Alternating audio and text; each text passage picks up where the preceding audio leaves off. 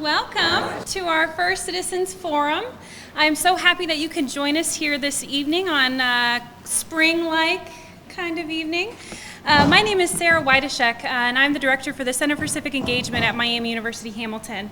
And I am delighted to welcome you to what I hope is going to be an informative evening, but also an evening to have conversation amongst each other and with the city about the City of Hamilton's strategic plan. We're going to start with a presentation on the sense of place part of the strategic plan. And then we're going to have a community update by Kathy Klink. And then we'll do a brief question and answer session. A couple of things that I wanted to just highlight. I want to talk a little bit about what we're here to do tonight. We really wanted to provide, like I said, an opportunity for you to learn more about this particular pillar of the strategic plan, but most importantly, really to have a conversation among each other with citizens. We wanted to provide an opportunity for you to participate in this, to make it a living, breathable document. This is something that is really important, and we can't do it alone. It's not something that just the city is going to be able to handle by itself, and so we wanted to encourage participation as well as your ideas about how we can create a sense of place together. We'd also like to stress that this is a learning process for us. This is the first Citizens Forum that we're going to have, and so we're going to host one of these each at the end of each month, and so we're hoping that we can compile information from your thoughts and send it back to the city. The end of our time together tonight will be focused on your feedback. As you might have noticed when you came in, we have a number of tables set up. We're going to do something called World Cafe tonight. So after our question and answer session, we'll have each of the tables which will focus on one of the objectives that Tim will go over, and then we have our fabulous Miami student volunteers here and community members. If you want to raise your hands in the back there, they're going to be your facilitators and your scribes, and they're going to help you out and kind of get through that. You'll have 15 minutes to talk about each particular objective, and then we'll have a time in which we'll rotate, and I'll go over those directions again after we do the presentation. But to get us started, we're going to hear from Tim Wordman, who is the Assistant City Manager, to provide us with an overview of the Sense of Place pillar. And then again, we'll hear a community update from Councilperson Kathy Klink. Let me go ahead and get you started here, Tim. Tim was appointed Assistant City Manager to the Assistant City Manager position in September of 2011. Prior to his appointment as Assistant City Manager, Tim Wordman served as the Assistant Law Director for the City of Hamilton beginning in March 2003. In his new position as Assistant City Manager, Director of Strategic Initiatives, Mr. Wordman will have the responsibility for oversight of strategic planning within the city administration, as well as human resources initiatives. From 1998 through 2003, Mr. Wordman was employed as a management consultant with Clemens, Nelson and Associates, providing human resources and labor relations consulting services to a number of public sector clients throughout Ohio and neighboring states. Mr. Wordman was also employed from 1995 through 1998 with Southwest Ohio Regional Transit Authority, where he split his time between human resources and legal functions. Mr. Wordman holds a BA degree from the University of Cincinnati and a JD degree from the University of Cincinnati College of Law. He also holds his certification as a Senior Professional in Human Resources, SPHR. Please welcome Tim Wordman.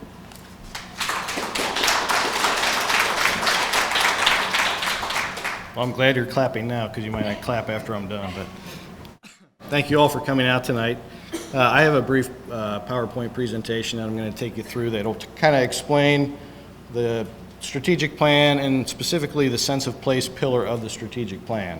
Okay, the first slide we have here is actually an overview of the strategic plan, and what you see is we have 4 pillars essentially that we have come up with for the strategic plan. These are the overall goals that we're trying to achieve here in the city.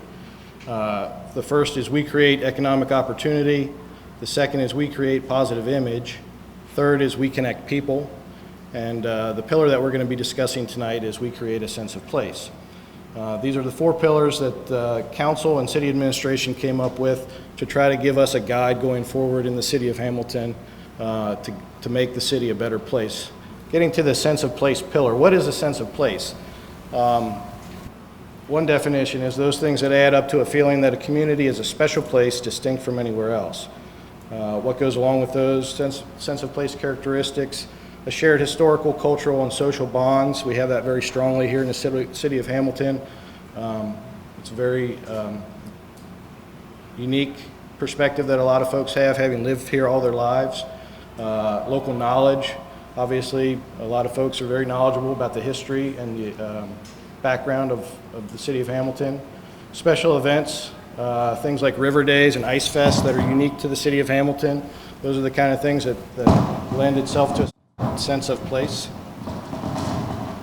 And the landscape. So why is a sense of place important? Well, a sense of place lends itself to a sense of personal identity. If you have a sense of place where you came from, that lends to your own identity. I am a Hamiltonian, I'm a proud Hamiltonian. So it does lend to your sense of personal identity. It establishes values for the community, and it influences your worldview going forward.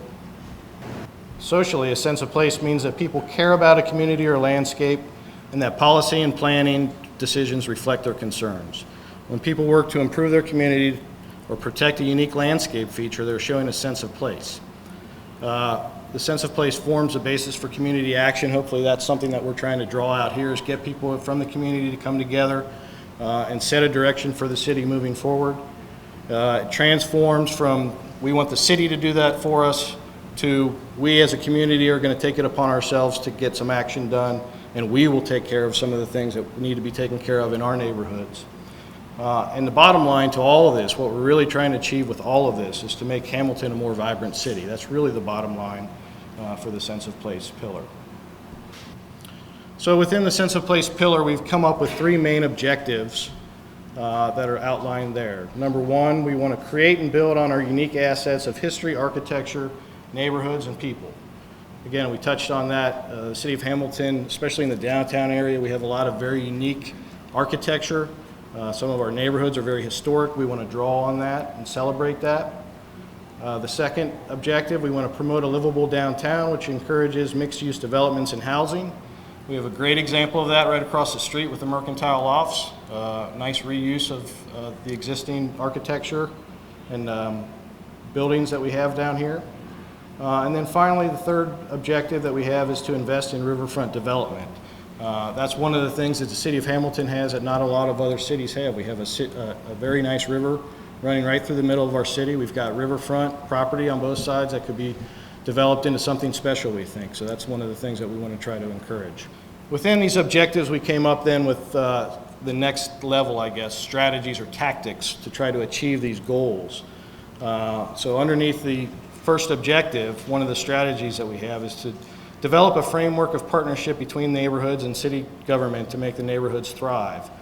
What we were trying to do there is, and Kathy I think is going to talk a little bit about one of the things that we've done under this strategy. We had a community forum in Lindenwold. Lindenwold is one of the neighborhoods that we're focusing on to try to build this sense of community. But within this strategy, what we want to do is identify the city neighborhoods by name and boundary, identify the leaders to help form neighborhood organizations, assist the neighborhoods with financial resource development, and then provide resources for each neighborhood. One of the challenging things that we have under this pillar, under this goal, is to identify the neighborhoods. You see here, this is a neighborhoods map that was developed by the city planning department a couple years ago. And it outlines 33 different and distinct neighborhoods and almost 100 subdivisions. One of the things that we've kind of wrestled with in our committee is, if you have that many distinct neighborhoods, is that really kind of unwieldy? So we've been talking about, does it need to be larger neighborhoods? But I think ultimately what neighborhoods get defined are going to come from the people themselves. I live in this neighborhood. This is my neighborhood. And a lot of the difficulty that you have is people, we've come up with placeholder names for different neighborhoods, and people are not going to identify that with that because that's not what they call their own neighborhood. But that's one of the challenges that we're hoping to overcome. We're going to hopefully identify the neighborhoods and get a core of people in each of the neighborhood to come together and make each neighborhood more vibrant and make the city more vibrant as a whole. The next strategy under this objective is to leverage city special purpose districts. Identify the stakeholders to review, confirm, and configure special purpose districts in the city. We have some historic districts, Dayton Lane, German Village, some of the downtown districts in Rossville. One of the things that we've talked about is trying to set up an entertainment district. German Village has been identified as a potential area where we could do that. The Art and Design District, High and Main Street. In each of these districts, we want to identify assets and challenges.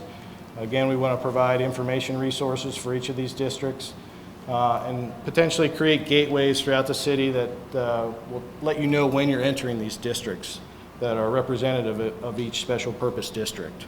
This is just an overlay of what German Village, the Art and Design District that was referenced. The third strategy then under this objective, increase community, recreational, and special events in Hamilton. We want to identify special events that can be sponsored by businesses, nonprofits, neighborhoods, and special purpose districts. Broaden the appeal of those special events to increase and diversify attendance.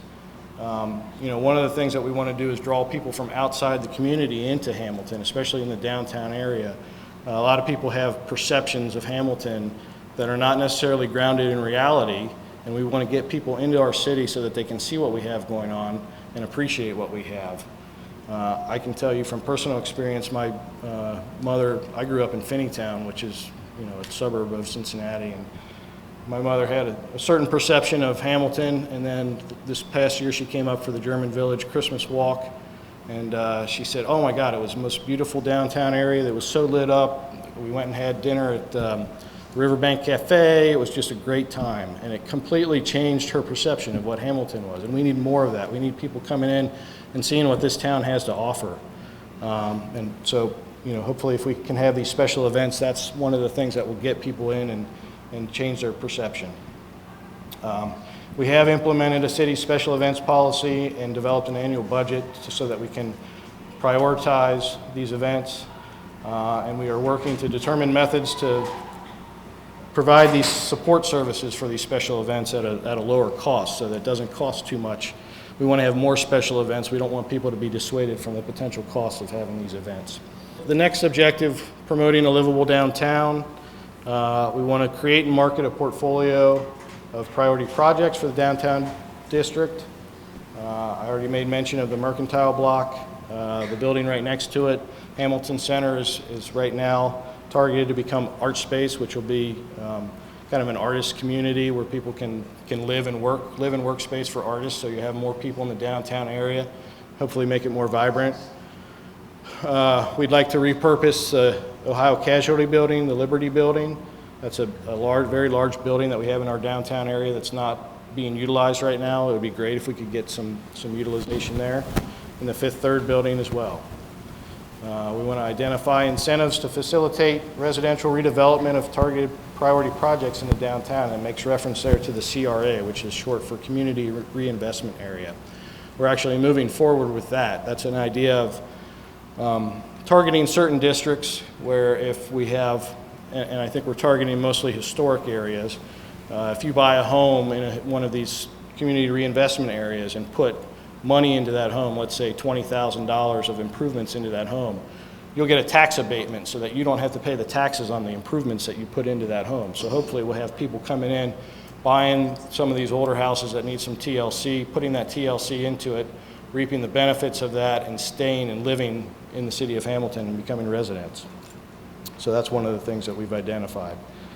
The TIF is tax increment financing. That's a way to get money for projects. EDR, Economic Development Rider, or something that we've implemented that hopefully is going to pave the way for some facelift that we're doing along the East High Corridor, or hoping to do along the East High Corridor.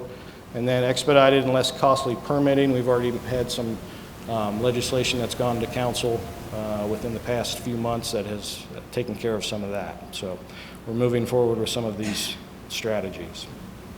Strategy 2, identify and develop retail opportunities, entertainment venues, and other amenities for downtown.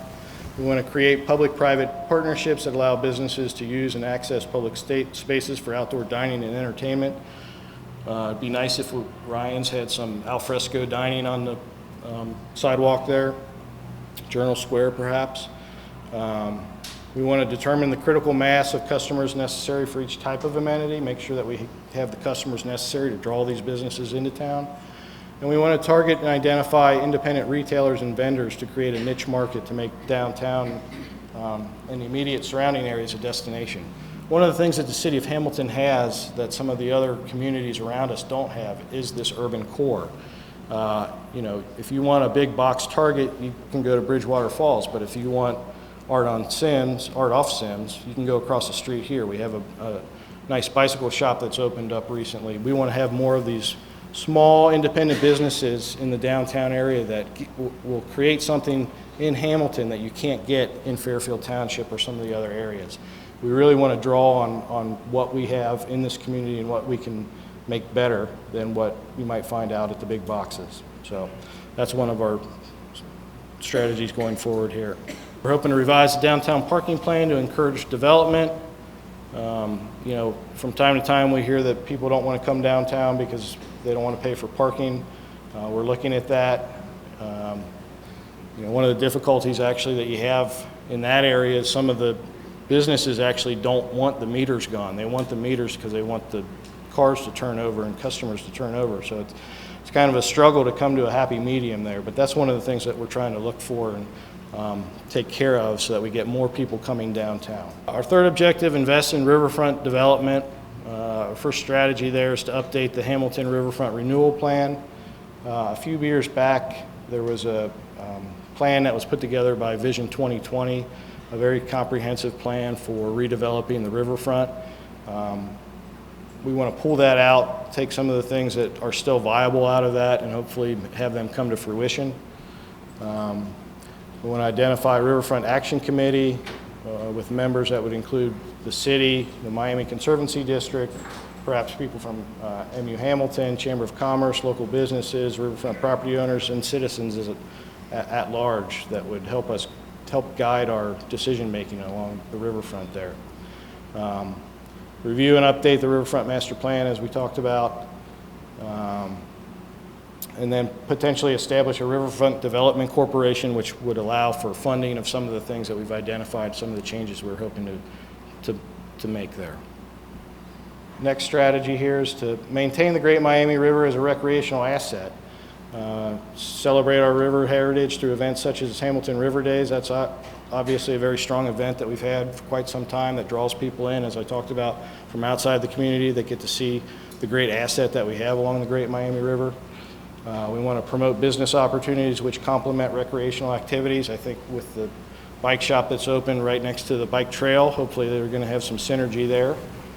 Identify and promote compatible recreational uses for the river and maintain the recreational pool. You know, we have the Great Miami Rowing Club that's going very well right now down along the river, and hopefully they can continue to grow and again bring people in. I know that some of the people I've spoken to that have taken rowing there have mentioned that a lot of the people that come in from out of town.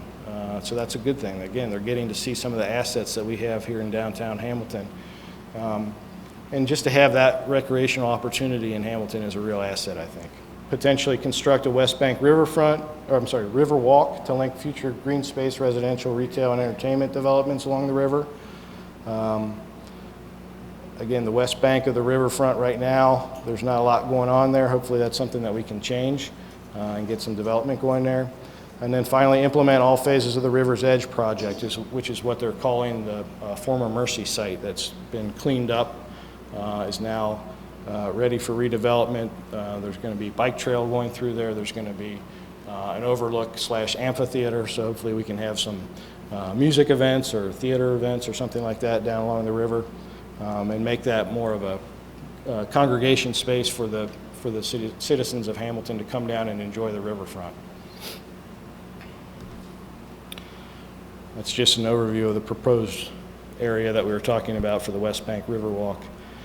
And then this is just some ideas of what some other communities have done along their riverfront, and you can see that's the kind of idea that we're talking about. Some mixed-use development, potentially some residential, potentially some, you see an ale house there, a nice walkway along the river. We could have that, something similar to that in the city of Hamilton, and I think it would be a great draw for our citizens to come down and really enjoy our riverfront. So that's all I had. That's kind of in a nutshell, what we've been looking at, some of the things we're striving to do with our strategic plan and the sense of place pillar. And with that, I will turn it over to Sarah, I guess, to introduce Kathy Klink. Thank you, Tim. At this time, I'd also like to remind you to, if you have questions, to pass down your note cards. John Vaughn is going to collect them. We'd love to have an interactive question and answer session, so we do encourage your comments and your questions. At this time, I'd like to introduce Kathy Klink. Kathy Klink was appointed to City Council in January 2010 to serve the remaining 2 years of Pat Moeller's term as council member after he was elected mayor. She's a graduate of Hamilton City Schools, Miami University, and the University of Virginia. Kathy is involved in a variety of leadership roles in both her professional career and her civic responsibilities. Please help me welcome Kathy Klink.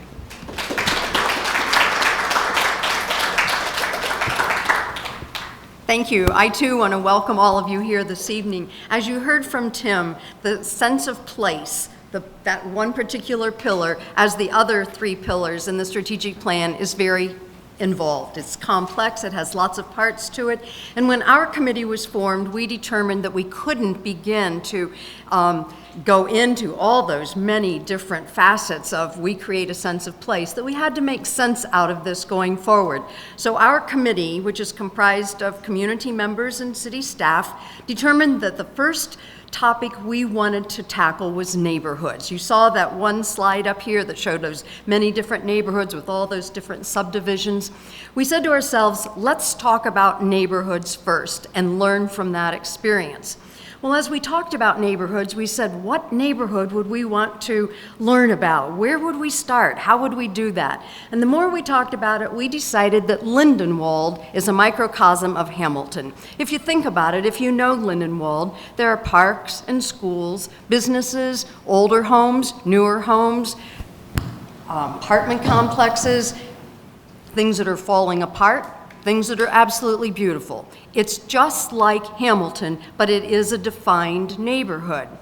So with that thought in mind, a week ago tonight, our committee went to the new Linden Elementary, and much as you're going to do with the World Cafe model, we invited all the Lindenwold residents who were available to join us, and we spent time at 3 different tables. We talked about Lindenwold from the past, Lindenwold in the present, and Lindenwold in the future. And specifically, we wanted the residents to talk with us. We wanted to learn from them.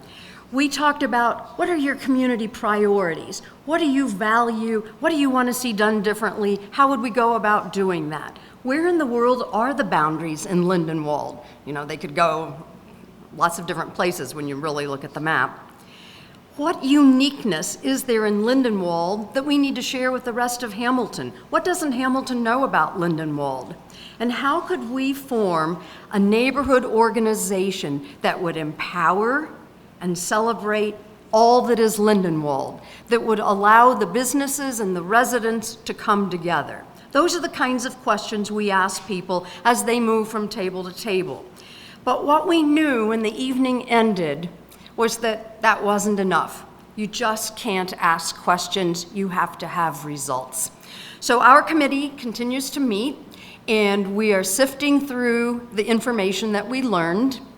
We will address the remarks that were shared with us, and we will get back together with the residents, because we will find a way to empower them, find a way to celebrate Lindenwold so that they can go forward and make sense out of anything it is that they want to do. But we realize that you just can't say, okay, fine, we had this conversation, now make it happen. That we want to be able to coordinate some activities, to support some of their initiatives, to collaborate with them, so that they then ultimately feel like we're where we want to be in Lindenwold. We've learned some things, we've shared some things, we're ready to do much more than we've ever even tried. And so that's what our hope is. That's what we are anticipating will happen. And once that is finished and Lindenwold is feeling like they're where they want to be, then we'll take that map you saw and look at another neighborhood and try to replicate that same process. We're hoping what we did in Lindenwold will become a model for us as we go forward. Because if you think about it, our community is only as strong as our neighborhoods. And our community is made up of a myriad of neighborhoods. How do we empower people? How do we connect people? How do we understand who we are as a community and the diversity that comes from all of our neighborhoods? But once you put it all together, then you get the city of Hamilton. So when we think about creating a sense of place, neighborhood, first topic, but then you've heard and seen from this PowerPoint all the many other topics that we will also be tackling as we go forward. So that's where we are for a starting point after spending a little bit of time together. Thanks. Okay, that was our formal presentation for the evening, and now we'd like to move into the question and answer section. We are only going to cap this at 15 minutes, just so that you're aware, so we can get to the meat of our presentation tonight, which is really hearing from you and working together. So I'd like to start. I do have a couple of questions here, but as things come to you, if you just want to hold your cards up, we'll make sure that our volunteers get around to you, and I can get those things up here. We have a question here regarding the National Register of Historic Places. The following locations in Hamilton are on the National Register of Historic Places, and it lists several, but German Village Historic District, Greenwood Cemetery, Hamilton Catholic High School, Notre Dame Academy, Notre Dame High School, Rentschler House, Rossville Historic District, St. Stephen's Church, and Rectory. What is the possibility of getting all downtown Hamilton on the National Registry of Historic Places? I have to admit that I'm not an expert on getting things in the National Register of Historic Places. I think that there are some specific standards that go into that, and I think that getting an entire district, like the entire downtown, may be a difficult task. I'm not sure that I can give a better answer than that. I think that it's going to depend on what the standards are to get that designation, and whether our downtown as a whole would qualify for that or not, I'm not sure. We could designate the entire downtown as an historic area via the certified local government, but to do historic register districts, you have to qualify each building, and only buildings that are 50 years old can qualify. Great, thank you. Thank you very much. That's true, but there are other cities who have done that. I can think of 2 or 3 off the top of my head. I've lived in a couple of them, and the benefits that they've got from it are great. It is a big effort.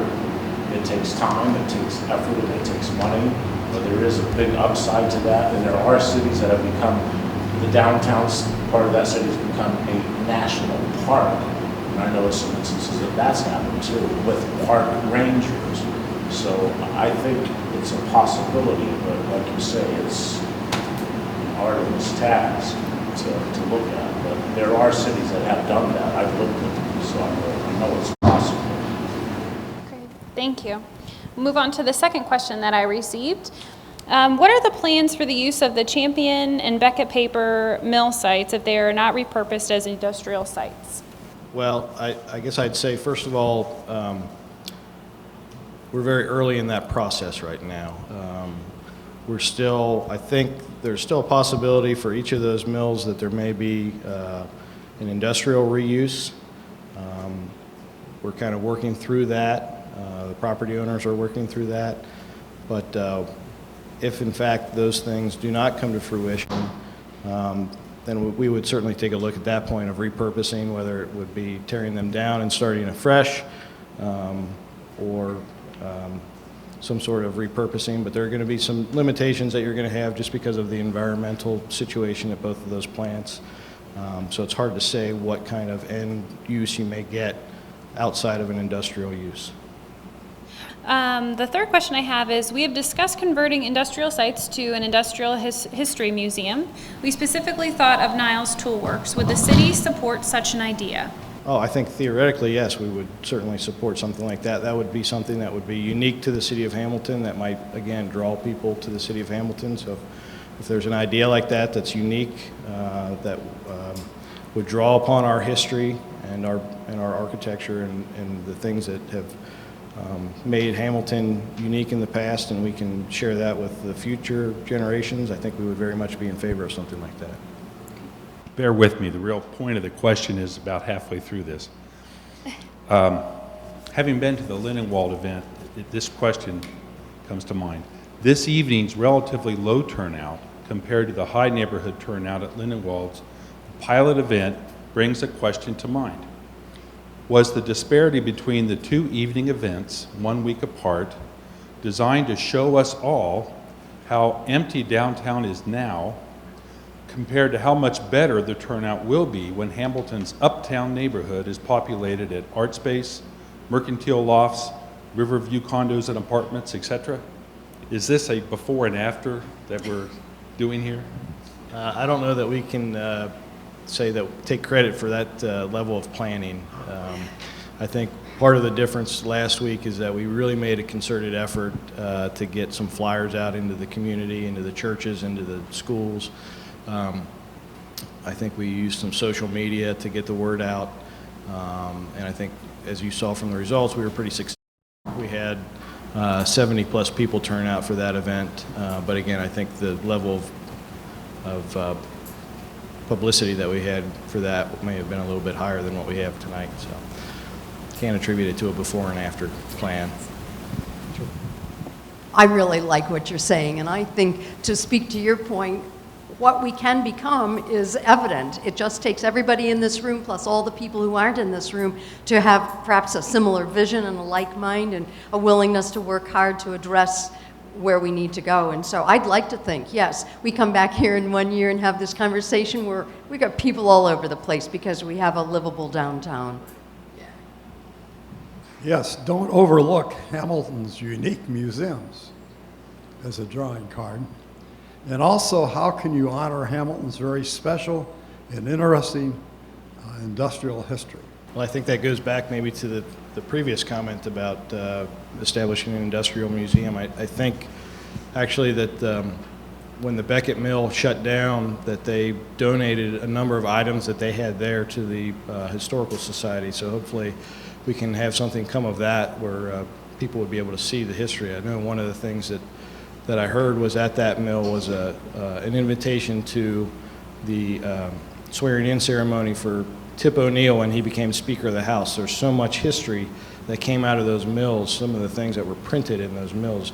It would be great if we could really capture some of that history and put it on display. Absolutely, and there's a lot of power in that history. There's a lot of power in creating that culture, and that's something that we want to revitalize and really think about our downtown. When we were working to get different areas on the National Register, we found that businessmen, people with stores, were scared to death to have their building put on the National Register. They thought it would control what they could or couldn't do to the building. We could not convince them that the zoning, the local zoning, is what controls that.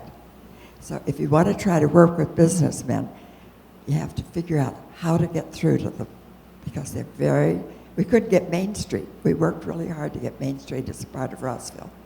No way. I think now that it's finally happened. But you have to really work on it to get that across to people. When you talk about developing the riverfront, who owns the land on either side of the river? I know the Miami Conservancy owns land so far back on each side, but then is the land privately owned, and does that mean land has to be purchased and so on and so forth in order to develop it? I think that's one of the challenges that we're going to face, is because there are a number of different property owners up and down the river.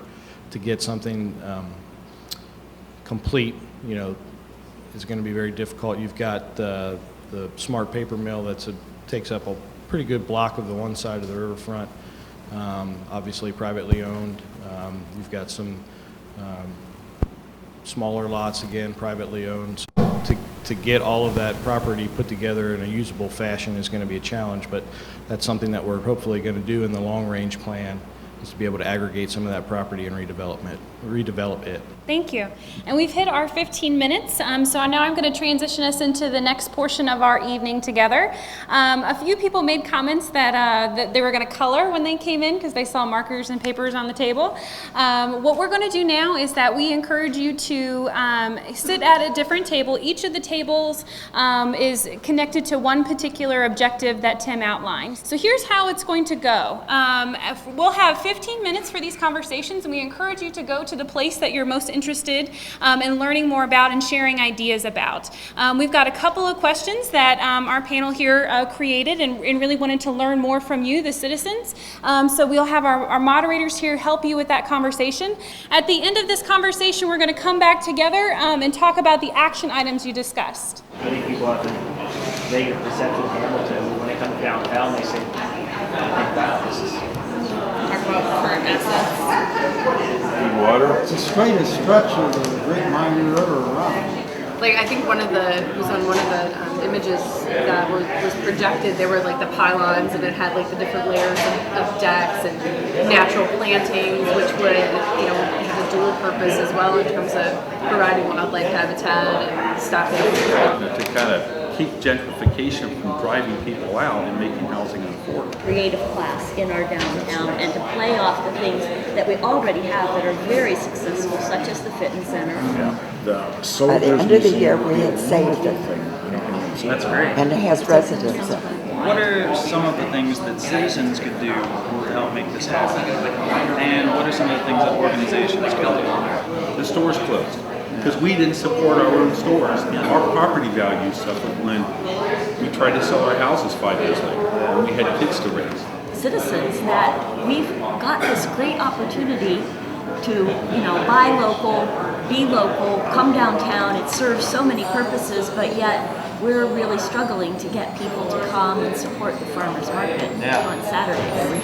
80% of the time we go out to eat is within 1 block of High Street, and that's where we eat. And we walk, and it's wonderful. And if there was a hardware store here, if there was a clothing store here, if there was I go to the hair salon in German Village. I believe that is a start. People don't care anymore. They just don't care. How do we teach? How do we teach that? So the asset that I'm hearing is that we do have neighborhoods and we do have diversity, and that it's a small town feel. The image that said we aren't business friendly, which was reality. So now how do you deal with that? I think sometimes it's short-sightedness. You've got empty buildings sitting downtown that you're getting no tax revenue from. It appears to me that they'd rather keep the building empty than give someone a break to bring something in. Moreover, it's the perception of what this place is to businesses, what it is to families, what it is to people who aren't living in the city proper. That was built. There's a certain flood volume, and like Dan said, they widened that when they built so that there was enough volume to store a huge amount of flood water. Now, how can we use, beautiful diagram, but how can we use that to draw people to our area? And that's the kind of course that they have to go out to Batavia when you see Rose and others, because that lake is big enough. And Miami Rose up at Harsha Lake. Every year there's a major event held in Batavia. It's the Nationals. They are hosted every year for junior rowing. It draws thousands of teammates and parents, and it's out in the country. But our time is coming to a close, and before we let you go this evening, we really wanted to do a brief report out of all the work that you've done in your conversations. So at this time, I'm going to invite our facilitators and our scribes to provide just a brief common themes from the action items that you've listed. So what are the action items for individual citizens? What are the action items for individual businesses? And what are the action items for public officials and agencies? Hello, my name is Sophia Hishak, and I'm a student at Miami Hamilton, and I work with the Center of Civic Engagement. And we were Group 1 with Objective 1, And some of the action items that we came up with specifically is having maybe Miami University come up with a marketing plan to help with some of these unique developments and keeping the historical aspects and things fresh and new in downtown Hamilton. To also create a space of like a sense of like place to visit and for people to get interested in. Also, the city needs to actually spend more time and put more value in pursuing the historical aspects of the city, like the paper mill, for example, which can be used for all sorts of things like condos or new restaurants and things of that nature. They also believe that the Butler County Historical Society should help preserve the museums. In Group 2 of Objective 1 suggested that citizens who are a part of different organizations can help coordinate and take on programs and projects, such as bringing youth programs to the city, bringing them back, and also schools can help with that by offering their space to have summer school programs for students to go to, and also the Board of Education can also help with things like that. Churches can also help get younger people involved within the community, and also there can be more flyers, programs, and tours on historical architecture and monuments that the city can put on. Then we have Group 3 of the same objective, came up with local officials, such as the Miami Conservatory District can help spend more money on water regulation and water maintenance.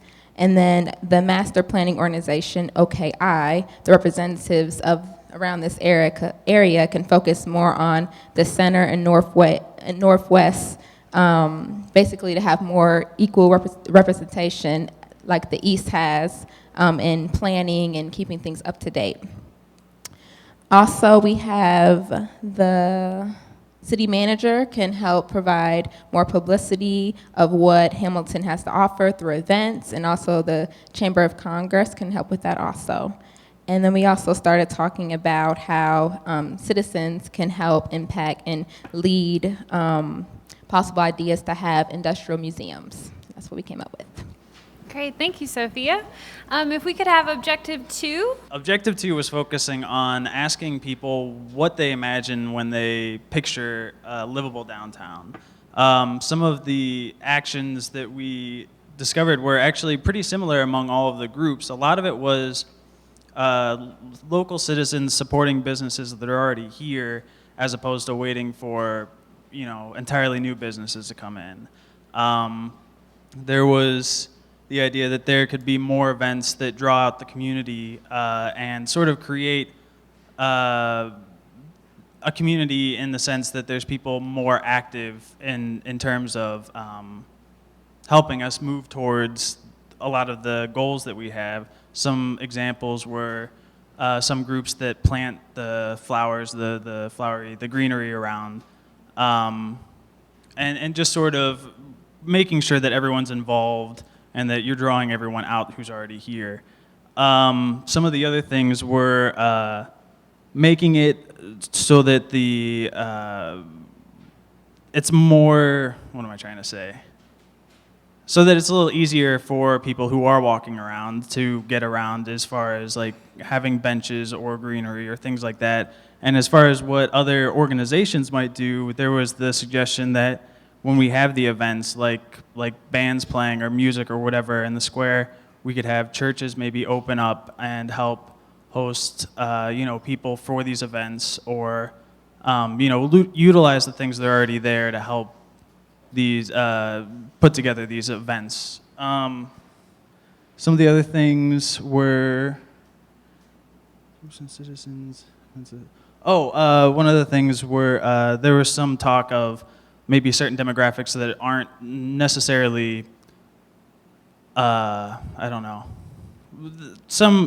marketed to or maybe not involved, and steps that we might take to involve, the citizens who aren't necessarily showing up to certain events or helping plan future events, drawing out more people to events, planning more events, helping promote community groups and organizations that are already in place, and getting organizations that are here or businesses or whatever to help participate in the events and things that do happen.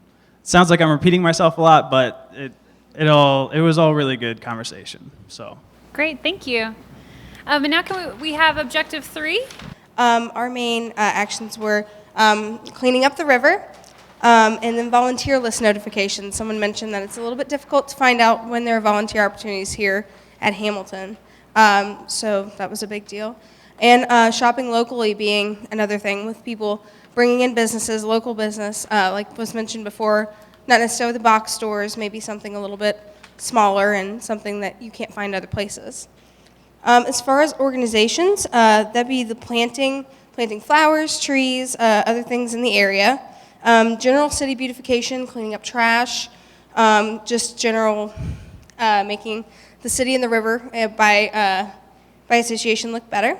And then creating a rowing course. As someone mentioned that we do have a rowing team here in Hamilton, associated with Miami Hamilton, that could benefit from having an official rowing course, and that would in turn impact the other businesses, shops, our hotels here in Hamilton.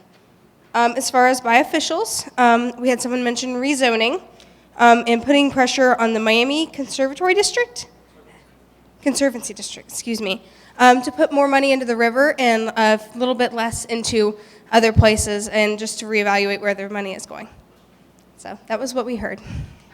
So as you can see, we've got lots of work to do together. This probably won't be our only conversation on the sense of place.